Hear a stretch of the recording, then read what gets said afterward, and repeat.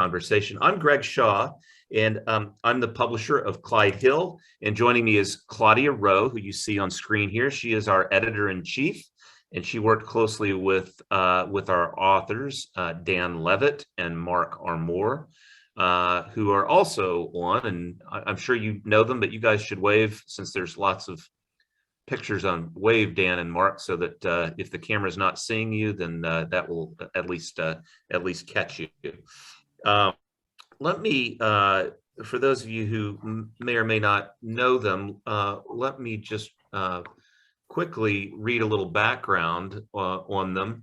I'd encourage you to go to intentionalbalk.com, which is the website for the book that we are launching today, Intentional Balk. Congratulations to Dan and Mark. This is publishing day, Tuesday, July 12th. Of course, I'm getting a message here to restart my computer. I think I'll do that another time. Mark is a husband, father, friend, writer, film lover, music enthusiast, baseball nut, and dog companion living in Corvallis, Oregon. After 40 plus years as a student or professional in computer science, Mark retired in April 2020 and now has more to spend on his passion for baseball research and writing, which we are thrilled that he has done this.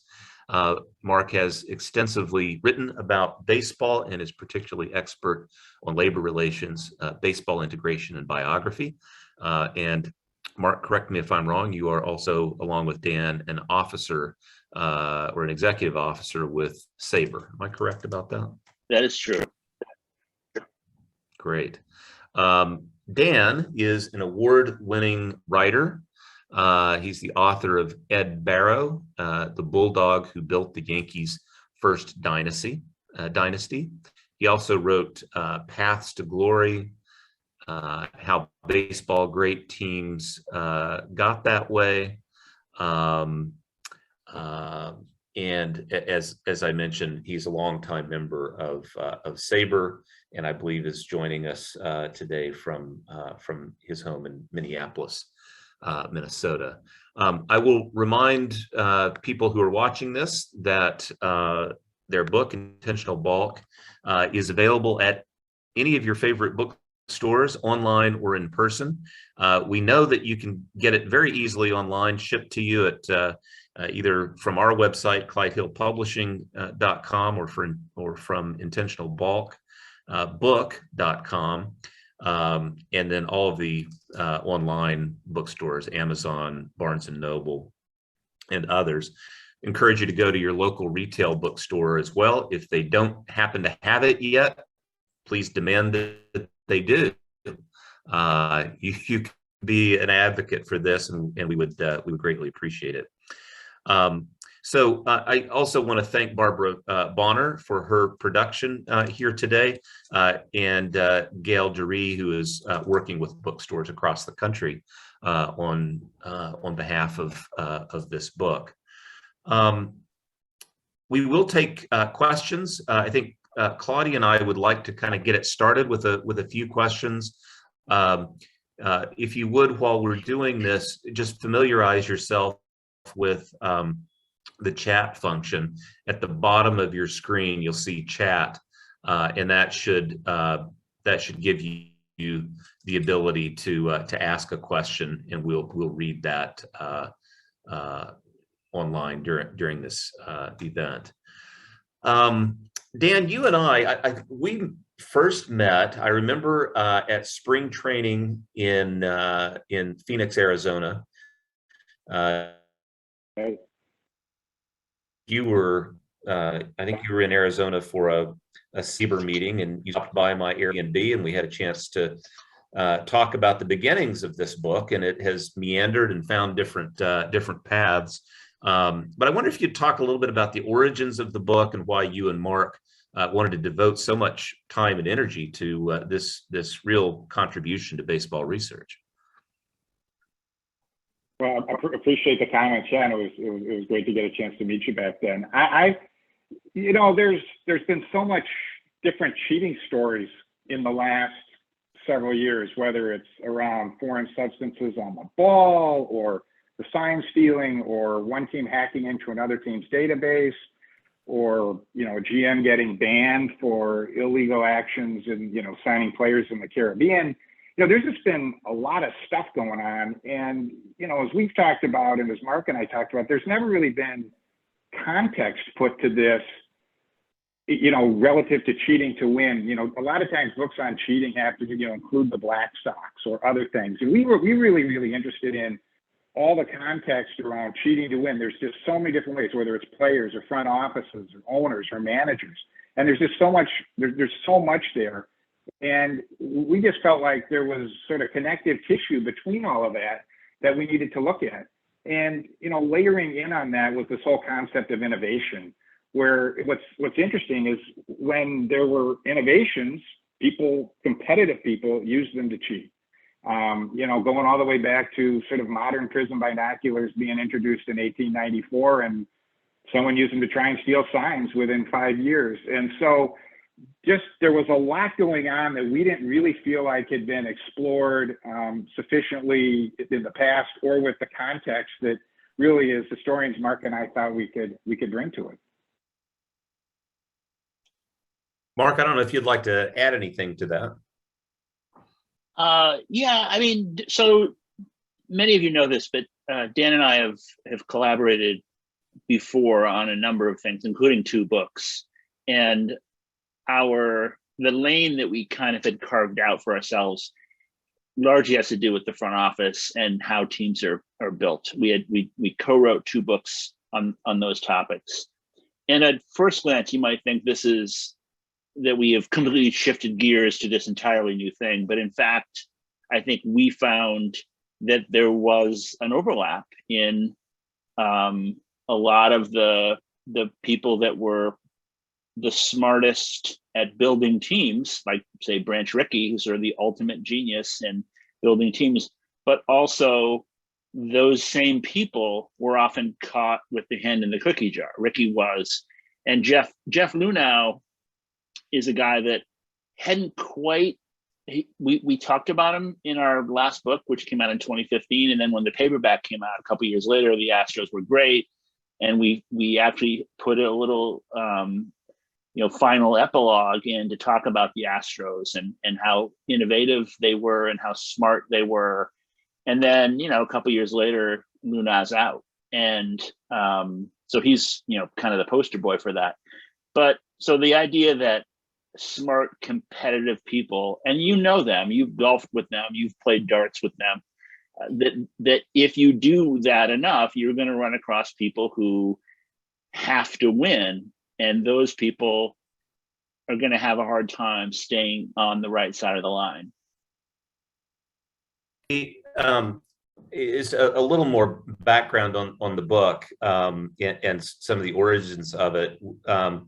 Dan and I had started talking about John McGraw, and I was very excited about Dan's idea that McGraw was as much a great baseball manager as he was an innovator. And Dan, I remember you comparing him to Steve Jobs. That this was a guy who was incredibly creative, innovative. He was a rascal, in addition to that. But as we looked at the John McGraw story and the story that was emerging at that time around the Houston Astros and their cheating, the book sort of shifted from just looking at McGraw to looking more broadly. And we had the idea of Balk because it's a deceptive move. And then I think at one point, Mark had the brilliant idea of, well, it's there's an intentional balk. And I won't name the baseball player. Some of you on this call will know who this particular MLB former All-Star was, but he had taught me and some kids, a move that was called that was essentially an intentional balk. It was designed to elude the umpire, and that sort of led to the question of, well, what is cheating and what is innovation? And that gets me to the next question. You have a very smart framework in the introduction to the book, and I'll just read the part that sets it up. We consider an act of cheating to belong in one of four categories. These are in no way rigid, and the lines between them can be quite fuzzy. Mark, I don't know if you'd like to, maybe for this audience, talk a little bit about what those four categories are, and then we'll go from there. Well, I apologize since I don't have the book in front of me, so I'm going to go a little bit from. I can also read it if you'd like. No, well, let me talk briefly about that. Yeah. And because I think I can cover it. So Dan a little bit alluded to this a few minutes ago, but there are a lot of rule books that baseball teams have to adhere to.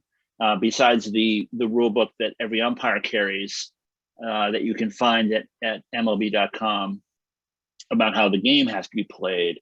There are also rules. There's a book of MLB regulations that defines how the more operational stuff about how the park has to be built and how the dugouts have to be laid out and how many people can be on a roster. And then there's other books that talk about how the international draft works, and then there's the collective bargaining agreement, and there's a drug policy that the teams have that players have signed up for.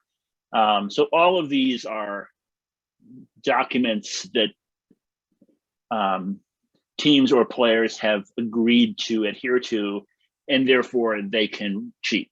They cannot fall through on those. And then there's the U.S. law and state laws with things like drugs before they were formalized. And then there's the notion, what we refer to as the consensual ethic, which is what we could have called unwritten rules, but unwritten rules kind of have a different connotation now, having to do with bat flipping and showing players up. We don't talk about any of that stuff, but the unwritten rules have to do with things like how you can use binoculars, prior to them actually becoming illegal. There is sort of an agreement that teams and players live by and talk about. So specifically, to cheat, you were violating one of those things, and you were doing so in order to try and win. So if you smoke a lot of marijuana, that may be violating U.S. law, but you're not doing that in order to win. You're just that's a completely different category of action. And throwing the World Series is not cheating to win, obviously. So when we talk about it in the introduction, we are kind of alluding to both to the fact that you can break rules that are written, you can break rules that are somewhat unwritten, you can break rules that are maybe both, which is, and MLB has often been slow to formalize rules that players and teams have long agreed are actually below board, I guess. So steroids would be an example of a action that everyone behaved as if it was cheating long before there was actually rules against cheating. And when I say behaved, I mean they would deny it, they would hide it, they would, certainly not let anyone know that they were doing it, which, in and of itself is suspicious. Can I jump in here with a couple questions? Oh, sure. So that, Mark, what you're saying, it kind of speaks to one thing I'm wondering about as you were doing the research for the book.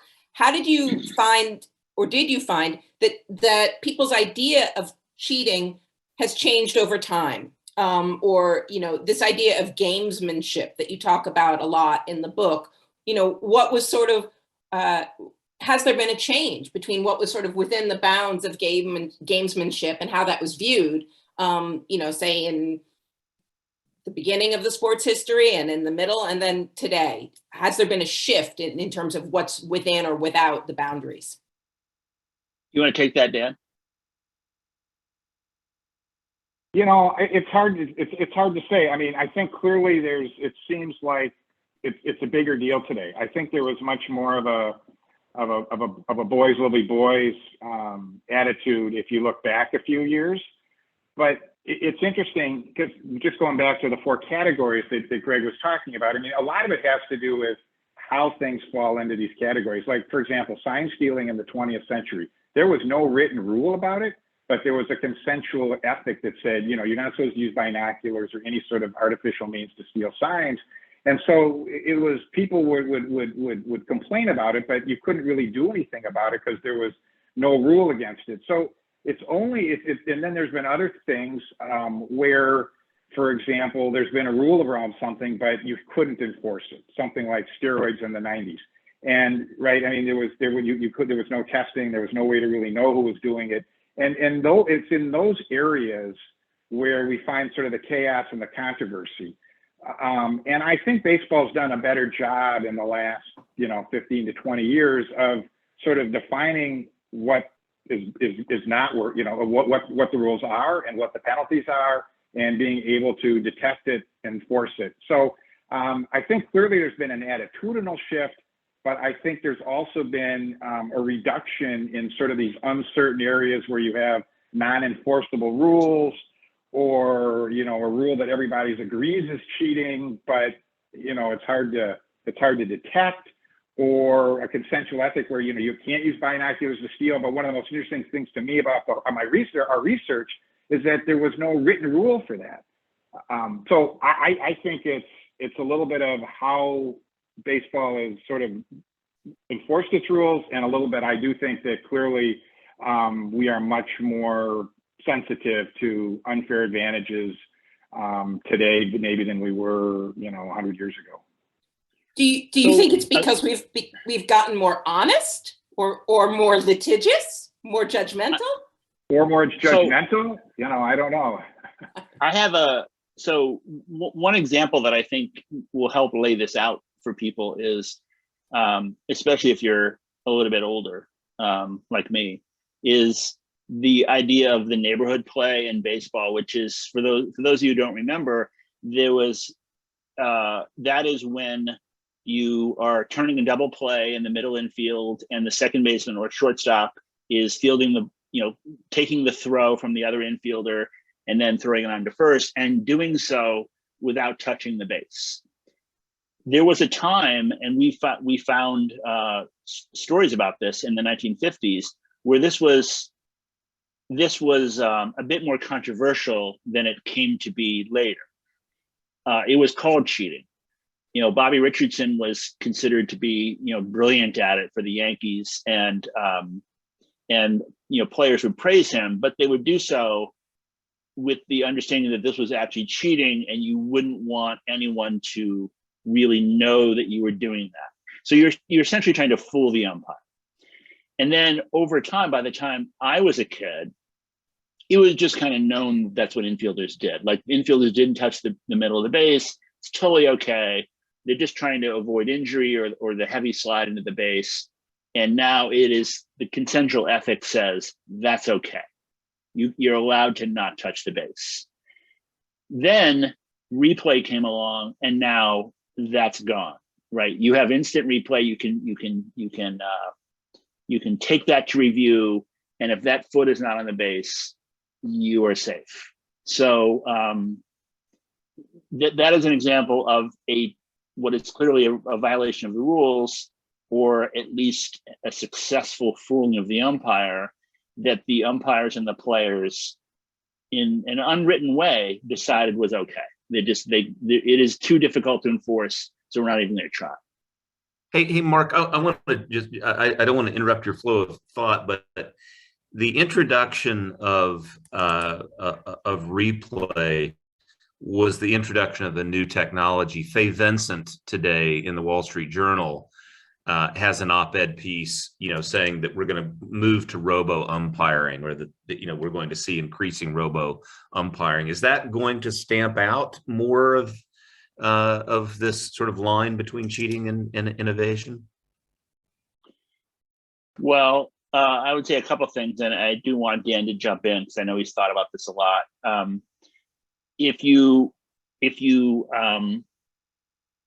take it out of the hands of the umpire, then I think players who have learned, and just to be clear, that neither one of us are blaming the players for this. This is the way the game has evolved, but they have learned to figure out ways to get the umpire to make a call they want them to make. And even when that call is not the correct call, players learn how to do that. They always have. And in this case, you have to figure out if you will not be able to do that anymore. So the question that I would ask is, and I think that players will ask is, can we fool the machines? Is there a way to, within this new means, and this has happened for 130 years. There's a new model in town. How can we figure out a way to use this to our advantage? Does that mean crouching lower to get your strike zone to be smaller? And then we've also found in that as technology came to front offices, that people figured out a way to hack into other people's databases. Can they hack into the ball and strike caller? I mean, I don't know, but I can tell you what I do know is that there will be people trying to figure that out. And I would just add that it's really just sort of an evolution along what we're already seeing. I mean, as Mark was talking about in gamemanship, right? I mean, outfielder dives, catches the ball, but maybe it's a trap, holds it up as if it's a catch.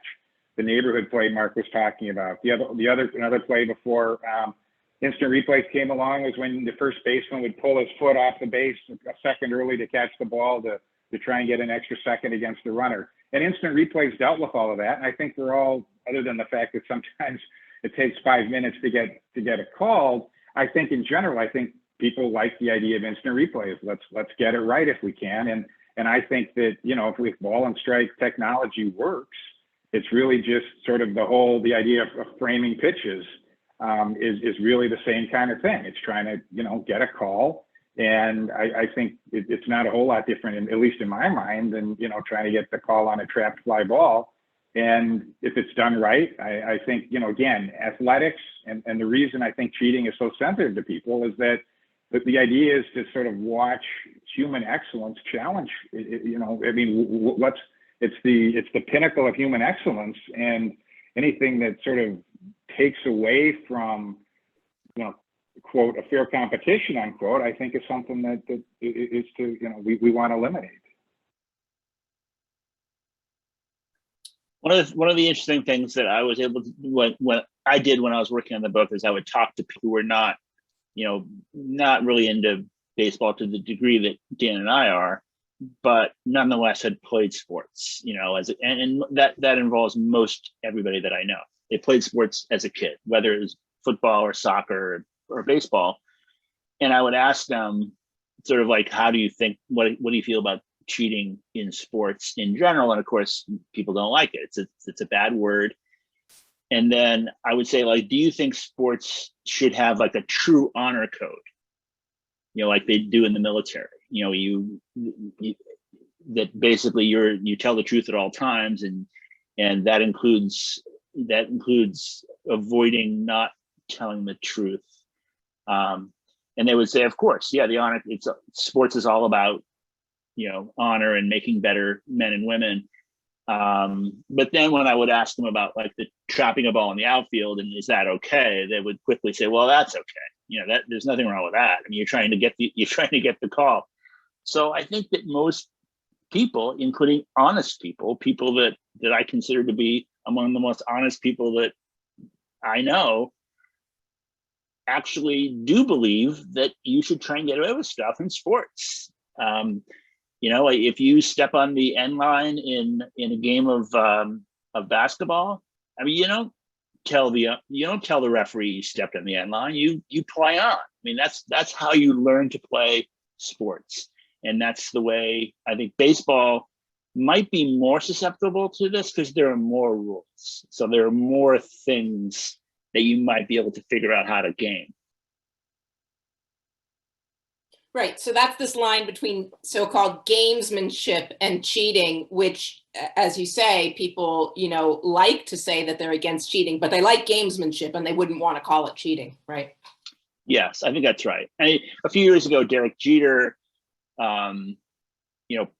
pretended to be hit by a pitch in a game, and he did a pretty, he actually called out the trainer to look at his hand. I mean, the whole bit.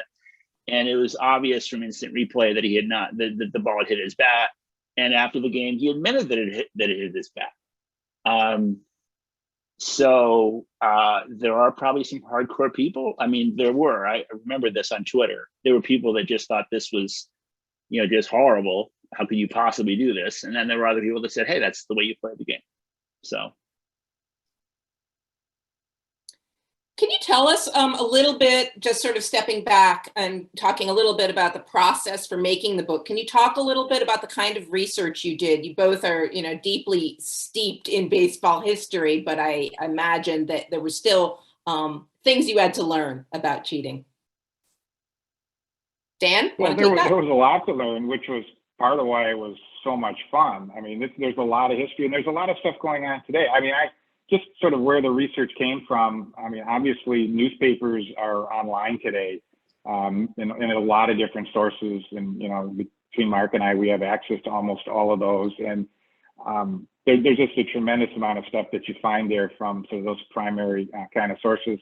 Magazines, you look back and things like the Saturday Evening Post and Collier's, and there was a lot of really, really good writers who were writing in these and had these stories that seemed to have gotten lost.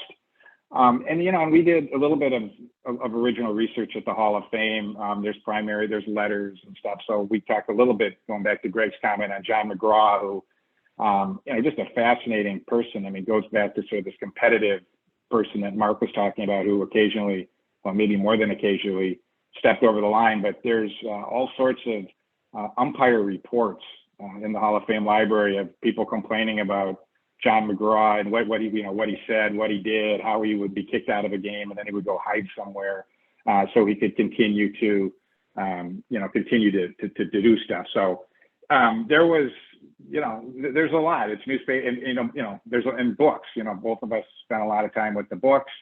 A couple of interviews, not a lot of direct player stuff, but again, for the more recent stuff, again, it's a little bit of just putting stuff in context. There's so many online sources and newspaper articles, and for the last 15 years, but each one dealt with an incident as it came out. And once you start looking at sort of the whole thing in terms of the environment and again, sort of the connections between them, that's what Mark and I enjoy doing, and there's a lot there.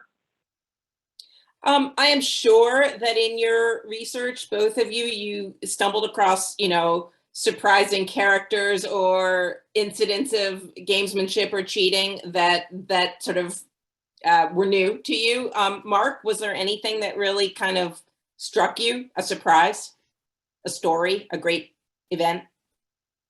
Well, a lot of the stories that make it the most interesting for me were when people that have reputations of high moral character were involved in this. And again, I want to be clear that I'm not suggesting that you were actually a bad cheater, but rather just because it helps make our point that it isn't just the rogue bad guys that are doing this, right? Like Hank Greenberg, who was one of the more upstanding players we really had. played in the 1930s, clearly was involved in sign stealing, and later was as a baseball executive.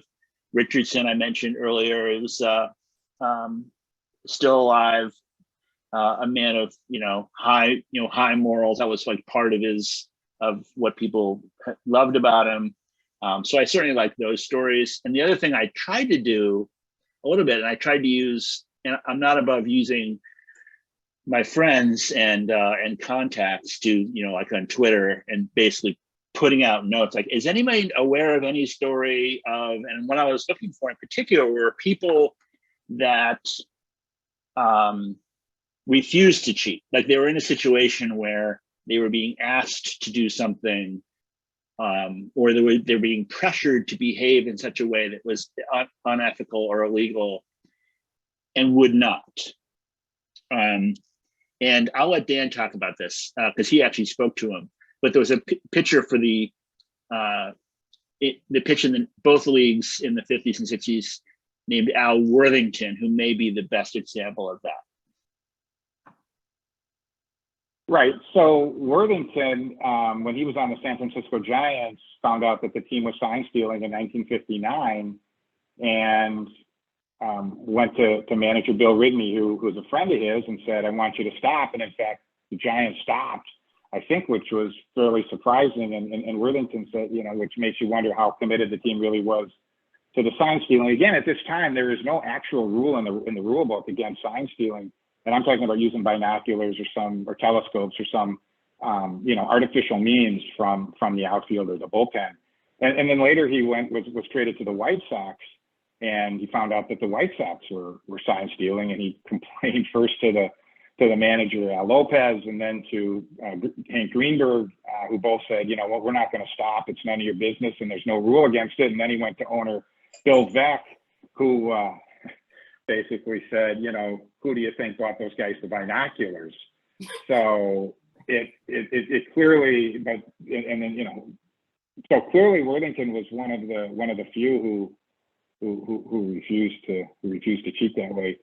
I would just say, from my story, one of the things that I found most interesting was the first sort of discussion of drugs as a problem in baseball. And it came in about 1951 when it came out that Hal Newhouser, who was the MVP in 1945, he was a pitcher for the Detroit Tigers. He had taken shots of Novocaine in his shoulder. And this came out at a speech from a catcher who sort of knew what was going on. And in 1951, and all of a sudden you had these headlines around, one of the headlines was something around like Tigers dope their way to pennant. And in fact, the story died out pretty quickly. And of course, players use, Novocaine or cortisone now fairly regularly as a pain reliever. And it just showed sort of how the evolution of how people thought about drugs. And I think part of this, not to get into it too deeply, which talking about sort of the whole restorative part versus what's restorative and gets you back and what's performance enhancing. But again, the idea that innovations, Novocaine did not come out. It's pretty much as soon as Novocaine was introduced, baseball players were trying to use it to, figure out how to get an advantage. Claudia, do you want to take a couple of questions? Sure. Here from that? Yeah, I think we have a couple of people who are interested in hearing you guys talk about the title of the book and cheating. How is an intentional buck cheating, or is it? I think people would like to hear you sort of play that out a little bit. Yeah, so that's obviously a little tricky. I think that we are probably guilty of using a name that is a little catchy. I mean, as that was part of the benefits of the name. I mean, a balk is not cheating, although it kind of can be. I mean, the whole notion of the balk rule which is, by the way, incredibly complicated, and most people don't really understand it. And I think I'm one of them. Is basically defines how a pitcher can behave on the mound, and when he has to be touching the rubber, and how he has to, what he's allowed to do with the runners and when he has to lift his leg at a certain angle and how he stops. I mean, all that stuff is in the, and all of the codicils.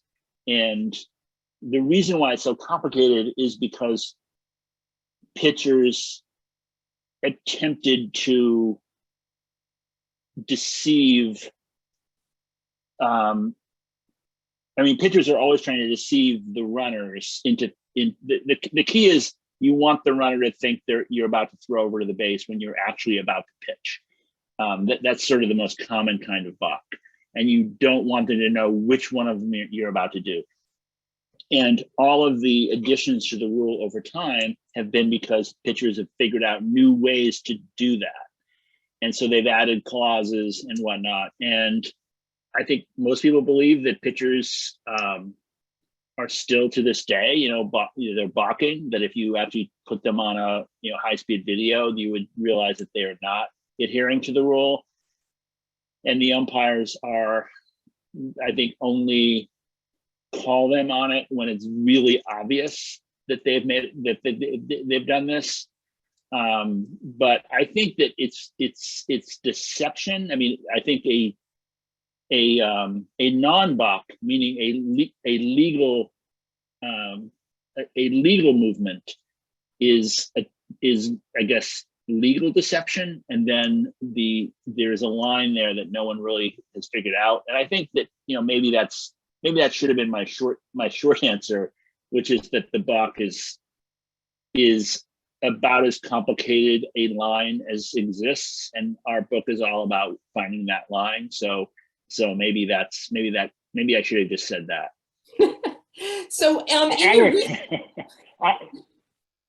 go ahead, Dan. I was just going to add, the idea is that you're not allowed to deceive the runner beyond there's a line of where you can't deceive the runner, right? So, I mean, there's balks where you aren't actually trying to cheat. If you trip in your windup, that's a balk.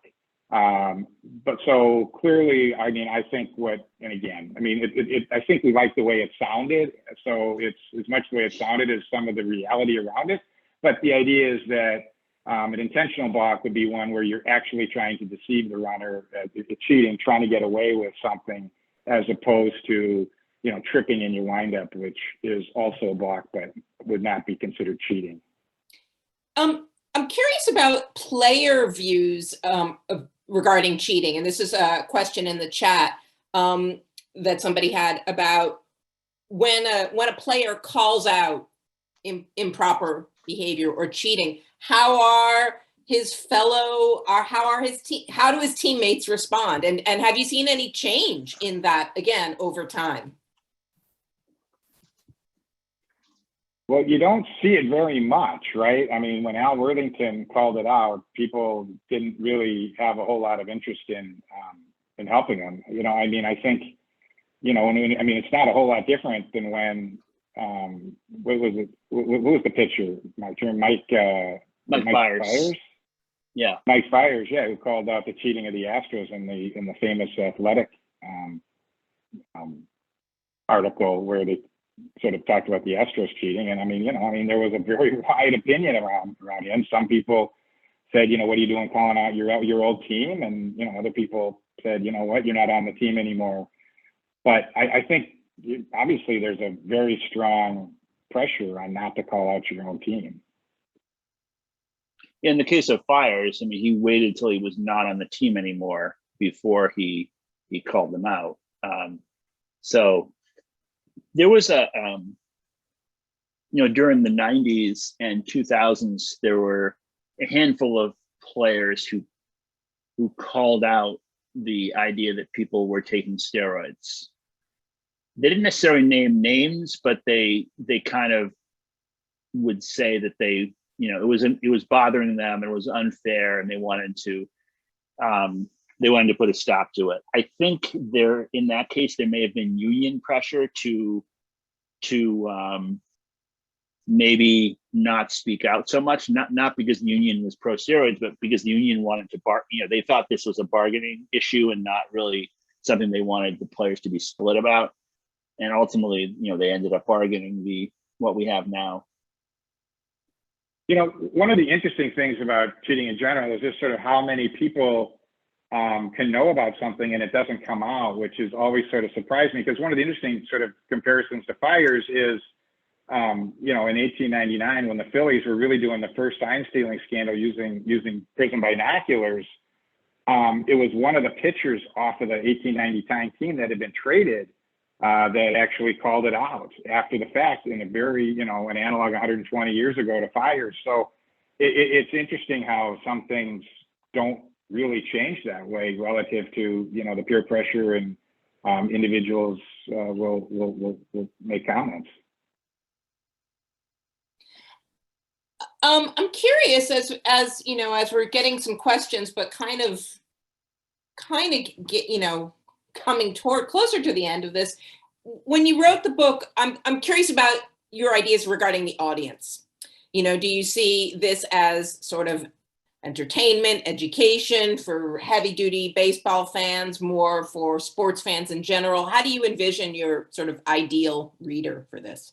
And if I can add to your question, Claudia, so that we get this in.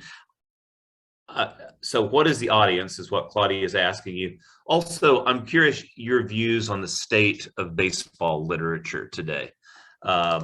You've been writing baseball books, and we've talked a little bit about this. So you're writing for what audience and why, and do you have any thoughts on the state of baseball literature right now?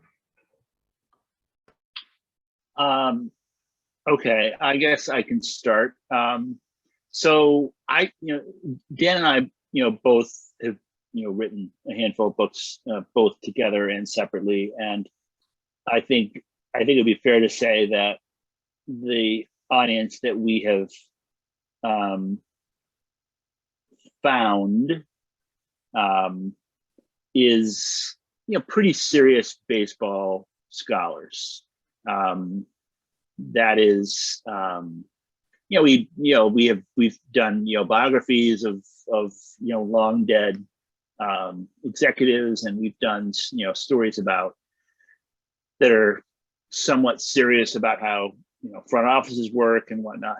And I think that with this book, I think we made an intentional decision to try and make it of more broad appeal. And that doesn't mean making it less smart or anything like that. I'm not saying that.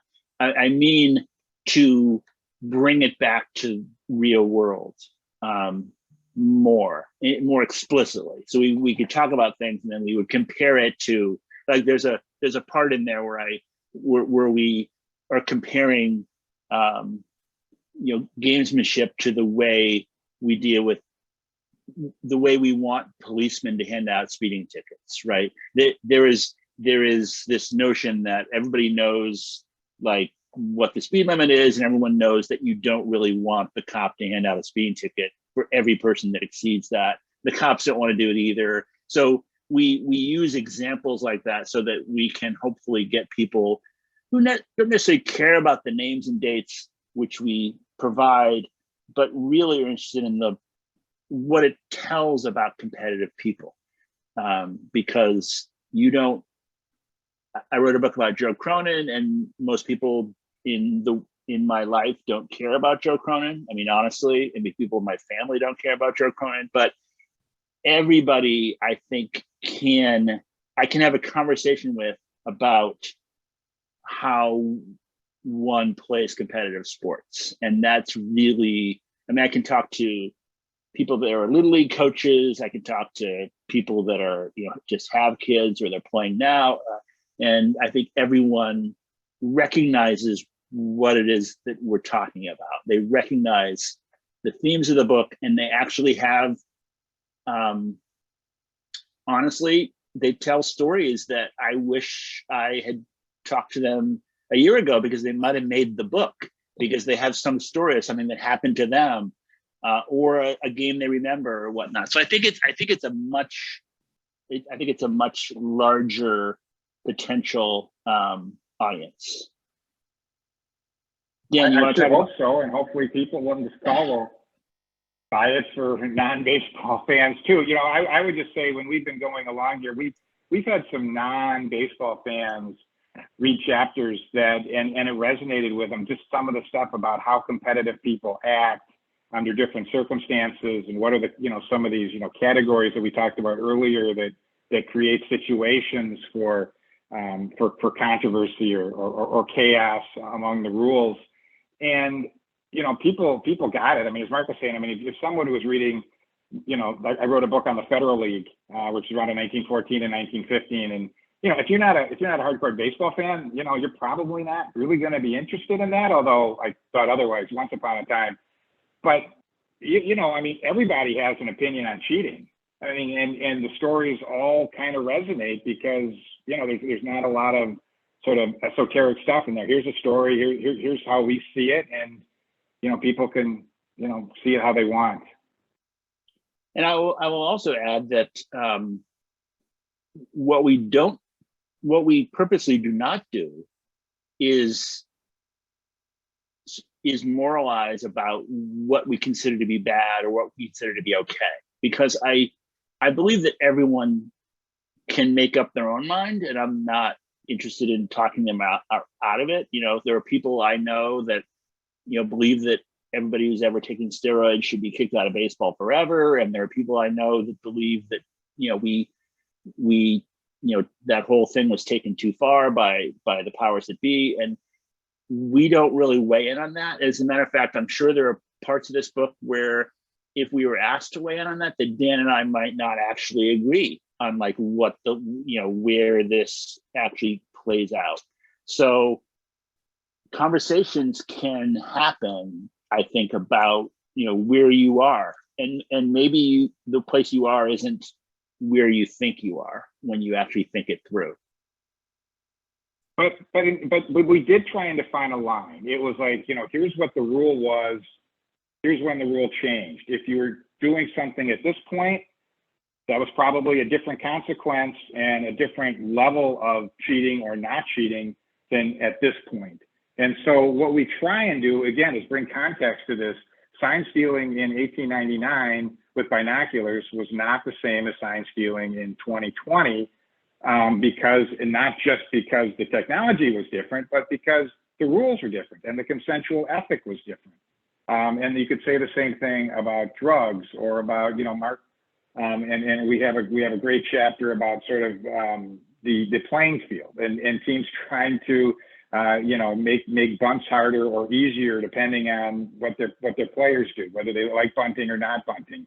And so, again, the rules along that change, which is what we try and highlight, as opposed to saying this was or it wasn't cheating, but we do try and define these items within within the context of the times. How do you think, I'm curious how you think technology has affected consensual ethics? Like, how does the advent of technology and the evolution of technology affect what falls within consensual ethics? Well, there's a couple things. One is that the technology has affected cheating itself, because you can cheat the technology. You couldn't do what the Astros did without not just video cameras, but high speed video from all angles in the ballpark. That is something that all teams have access to now. And it is, in retrospect, silly. If we'd written this book a few years ago, we would have warned people against this, to put this technology right next to every major league dugout. It is naive today in the extreme to think like that no one is going to figure out how to do something with this. So now they've moved that stuff out. But even going back to the 1970s and 80s, when television became more available to most people, and almost every game was televised, and they had the center field camera that was getting better and better and better, and that became more available to teams, then they figured out ways to deal with that. So that's one thing. And then the other thing is that I think certainly video makes it harder to get away with stuff than it used to be. Those are one of the big cheating cultures of my youth was the spitball. And Gaylord Perry was this very, very famous pitcher who pitched for 20 years and had a whole does he or doesn't he routine that he did with his fingers and his hat and everything. But today, I think with the camera on, showing every pore on his head at all times, I just, a lot of that stuff wouldn't be, they couldn't really do it. And my take, if you look at technology broadly enough, it's really, if something new comes out, people will try and figure out a way to take advantage of it. Whether it's the pitchers, Spider Tack came out in the early 2010s as a way for World's Strongest Man competition to hold these Atlas stones as a way for them to grip these stones to carry. And it wasn't long before pitchers figured out that it would help them get spin rates and throw better pitchers. When modern prism binoculars came out in 1894, it didn't take long for, the Phillies to figure out that they could steal signs with it. So I think it's, technology, and just all the things Mark talked about. And there was, in the late 50s when NBC introduced a bigger camera lens to get a better shot of baseball. People worried that was going to lead to sign stealing in the dugout. So I think it's, people come out with something and somebody smart will figure out a way to take advantage of it until they're told to stop or the penalties become too severe. So somebody in the chat mentioned spin rate metrics, and I think I should have mentioned that. So pitchers today have the ability to go to a lab, what I will call a lab, and pitch with a bunch of high-speed, cameras and other detection devices, and wearing stuff on their body, and they can get precise velocity and movement and spin rates for every single pitch they make, and they can then practice with new grips, new motions, new fingers on the ball. They can practice this stuff over and over and over and over and over again. And one of the things that they practiced was, what would happen if I put a dab of Elmer's glue on my finger? Like, what would that do? And back when people were putting substances on the ball in the 50s and the 60s, they didn't really have the ability to get this sort of instant knowledge of what they were doing. Like, I don't know that Whitey Ford, who was pretty famous for scuffing balls and doing virtually anything, the great Yankee pitcher, I don't think he could have explained exactly what was happening to the ball other than batters can't hit it when I do that. But today, the knowledge is there, and smart players have figured it out. And to the point that Dan just made, this technology became available roughly 5-7 years ago, and it took 2 or 3 years, and we have essentially a little mini scandal, and because people figured out how to do it. We're getting close to time to sign off here. So one question I have for Dan and Mark both is, could you maybe walk us through what your schedule looks like? Where might people find you this summer? I know you'll be doing some bookstore events and some Saber events. And Barbara, you may want to chime in if they don't have all the dates. But where can we find you? Well, probably the two best places if you want to see both of us, and we live 1,500 miles away from each other. So seeing us both at the same time is a rare treat, which I recommend. So we are going to be next week, and we're going to be in Cooperstown. It's induction weekend, which is an event that I've never been there for. I'm looking forward to that. And Dan and I will both be there, and we have a couple of we're going to have a table right on Main Street for a couple different times, one on Friday and one on Saturday. And then the Sabre convention is at the end of August, or I guess it starts 17th, 18th, 19th, something like that, in Baltimore.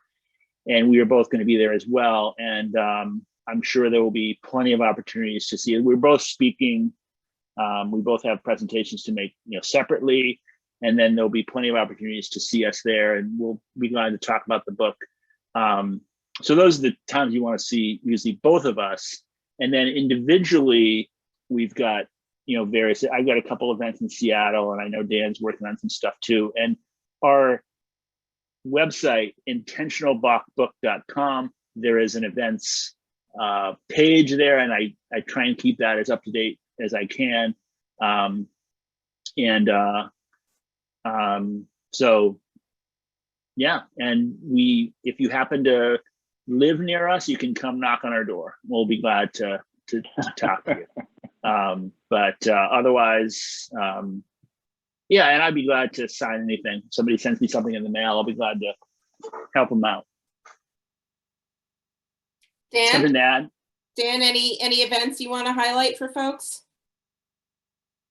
No, I think Mark covered it really well. We'll be doing some bookstore events, and the dates will be on the website. And I would just say too that we're trying to do some more Zoom events, both individually and together. And a lot of them will maybe have more of a specific focus on various things for people who are interested in more of the, some of the, digging into some of our stories. I mean, one of the cool things about the book is there's 10 chapters that deal with 10 different really types of cheating, from players to managers to general managers, so to owners. So it's a wide variety of cheating that we talk about and have seen. I have one sort of sign-off question. I wonder if your own thoughts about cheating changed during the process of writing the book.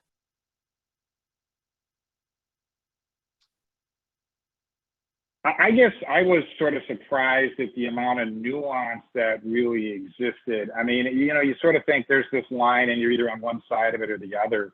And I mean, to a certain degree, that's true, and I still believe it. But on the other hand, there's so much of, what is the rule? And is the rule enforced regularly? And is that different than the consensual ethic? I mean, it's only a bright line if there's a rule and it's enforced and there's known penalties. If it's not enforced, I mean, is that a different level of cheating than if it is enforced? And if, there's no rule, but everybody hides it because they all believe it's cheating, how is that cheating? So I think, to me, it was just, there's a lot more nuance to this than I think I came to it when I started the process. Yeah. One of the people we highlight towards the beginning of the book is Rogers Hornsby, who was a tremendous and very famous baseball player about 100 years ago, and stayed in the game a long time as a manager. And he wrote near the end of his life, he wrote a book, and it was excerpted in True magazine. And in that, he essentially says, I've been involved in baseball games for 50 years, and there was cheating in every single one of them. And what I found interesting about that is that he wasn't saying this like at all apologetically. He was saying, this is how you have to play. Like, if you want to be on my team, this is what you have to do. And the people who do not want to do that need to play. And I think he uses an expression like they need to go join a 4-H club or something, because they're not going to be good at baseball, which is the game that he loves so much. And so we start with that as like this huge thing, and then we try and narrow it down a little bit, because a lot of the things that Hornsby, a lot of the examples he uses as cheating, there are some people that might not call them cheating, like the neighborhood play or watering down the field or whatever. So he has all these examples, which we then explore through the rest of the book. But we start with, there's cheating everywhere, and then we try and figure out where the nuances are, which is what Dan mentioned. So I think it's and I will say, because we are going to be spending a lot of the next few months telling people that baseball is filled with cheaters. We both love baseball. I mean, I love it as much as I did when I started this. I mean, I find the whole thing fascinating. And I've played a lot of sports, and I never thought of myself as a cheater, but I think having worked on this book for the last couple of years, I have to agree that in fact, yes, I was a cheater. I did some of these things, and not just in baseball. So that's it. Well, you're also a very good writer, thankfully. And it looks like my screen is not going to show this particularly well, but I encourage people to pick up a copy, order a copy. Thank you everyone for joining. For those of you who read early manuscripts and proposals, thank you. To Dan and Mark, best of luck and safe travels as you promote intentional bulk. Goodbye, Thanks, everyone. Greg, and I appreciate everybody chiming in. It's very, very nice of you. Thanks for coming, everyone. Thank you. Take care.